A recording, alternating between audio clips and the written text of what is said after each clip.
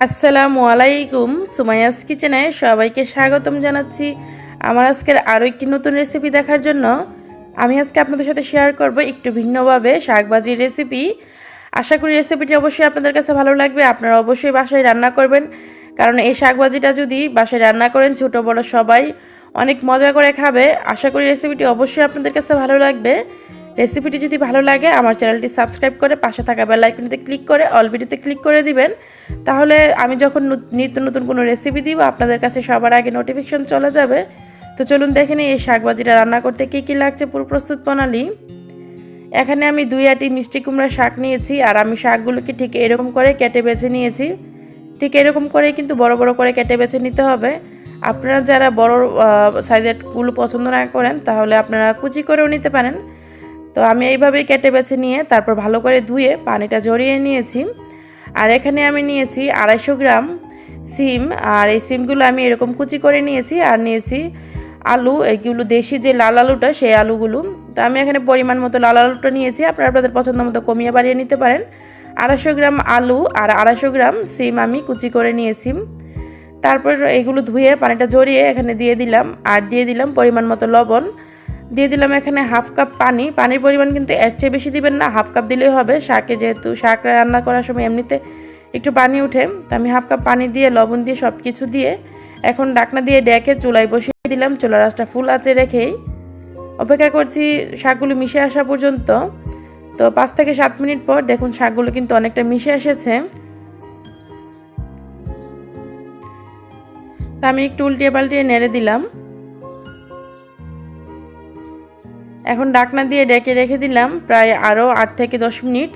আর 8 থেকে 10 মিনিটের মাঝে মাঝে আমি একটু নেড়ে দিচ্ছি। এই যে দেখুন একটু পরপর নেড়ে দিচ্ছি যাতে সাইড দিয়ে না লেগে যায়। তো 8 থেকে 10 মিনিটে কিন্তু সিদ্ধ হয়ে যাবে আলু সিম। এর চেয়ে বেশি ধরে যদি সময় সিদ্ধ করেন তাহলে কিন্তু শাকের সবুজ রঙটা নষ্ট হয়ে যাবে।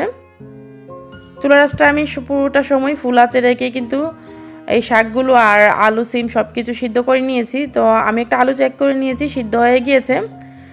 তো আমি এখন চুলা থেকে নামিয়ে এই শাকগুলো একটা স্ট্রেনারে ছেঁকে নিয়েছি। এই যে দেখুন, তো সব কিছু ভালোভাবে সিদ্ধ হয়ে গিয়েছে, কিন্তু শাকের কালারটা অবশ্যই খেয়াল রাখবেন যাতে নষ্ট না হয়ে যায়।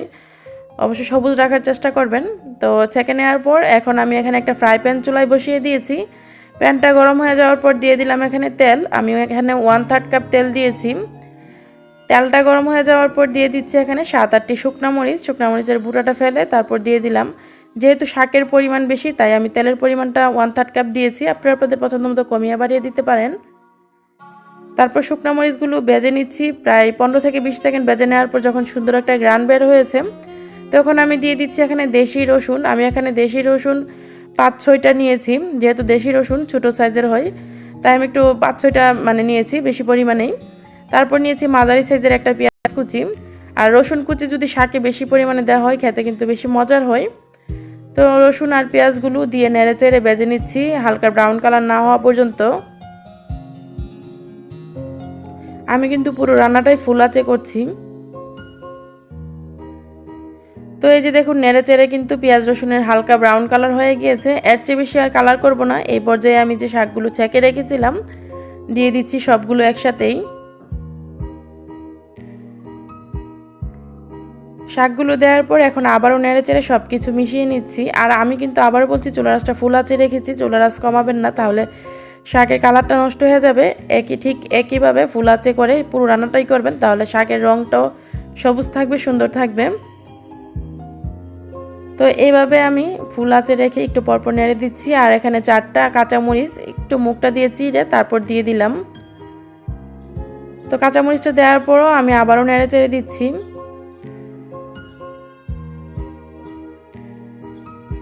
তো প্রায় 8 থেকে 10 মিনিট পর এই যে দেখুন একটু কাছ থেকে দেখাচ্ছি, আলুটা কিন্তু খুব সুন্দরভাবে মিশে এসেছে, দেখেই বুঝতে পারছেন। সব কিছু অনেক সুন্দরভাবে সিদ্ধ হয়ে গিয়েছে আর অনেক সফট হয়েছে শাকটা। তো আমার রান্নাটা কিন্তু হয়ে গিয়েছে, 10 মিনিটের চেয়ে বেশি সময় লাগেনি। 10 মিনিটেই এই শাক ভাজিটা হয়ে যাবে। পেঁয়াজ রসুন কুচি ভাজার পর তারপর যখন শাকটা দিবেন আর শাক দেওয়ার পর 10 মিনিট হাতে ধরে রান্না করলে কিন্তু শাক ভাজি হয়ে যাবে। তো আপনাদেরকে একটু কাছ থেকে দেখাচ্ছি, আমার কিন্তু তেলের পরিমাণটাও বেশি হয়নি, সব কিছু কিন্তু একদম ঠিক আছে। লবণও আমি চেক করে নিয়েছি, সব একদম পারফেক্ট আছে। এখন আমি চুলা থেকে নামিয়ে নিব। চুলা থেকে নামিয়ে আমি এখানে একটা সার্ভিং ডিশে বেড়ে নিলাম শাকটা। এই যে দেখুন শাকের কালারটা কতটা সুন্দর হয়েছে, সবুজ কালারটা কিন্তু একদমই নষ্ট হয়নি, অনেক সুন্দর হয়েছে। কিন্তু শাকটা নিশ্চয়ই দেখেই বুঝতে পারছেন, দেখতে যতটা সুন্দর হয়েছে এই শাকভাজিটা কিন্তু খেতে তার চেয়ে বেশি মজার হয়েছে। গরম ভাতের সাথে এই শাকভাজিটা হলে আর কিছুই লাগবে না। আর বাচ্চারা কিন্তু শাক খেতে চায় না, কিন্তু এভাবে যদি আপনারা শাকভাজিটা করে দেন তাহলে বাচ্চারাও কিন্তু অনেক মজা করে খাবে। অবশ্যই ট্রাই করবেন আপনারা এই শাকভাজিটা। আর যারা এটা করেন তারা তো জানেনই কতটা মজার হয়, যাদের কাছে নতুন তাদের জন্য কিন্তু আমার এই রেসিপি। আশা করি রেসিপিটি ভালো লেগেছে। যদি ভালো লাগে একটা লাইক দিবেন, কোনো প্রশ্ন থাকলে কমেন্ট করবেন। রেসিপিটি আপনারা আপনাদের পরিবার ও বন্ধুর সাথে শেয়ার করবেন। আমার আজকের রেসিপিটি ভালো লাগলে প্লিজ আমার চ্যানেলটি সাবস্ক্রাইব করতে ভুলবেন না। রেসিপিটি দেখার জন্য আপনাদের সবাইকে অসংখ্য ধন্যবাদ। সবাই ভালো থাকবেন। আল্লাহ হাফেজ।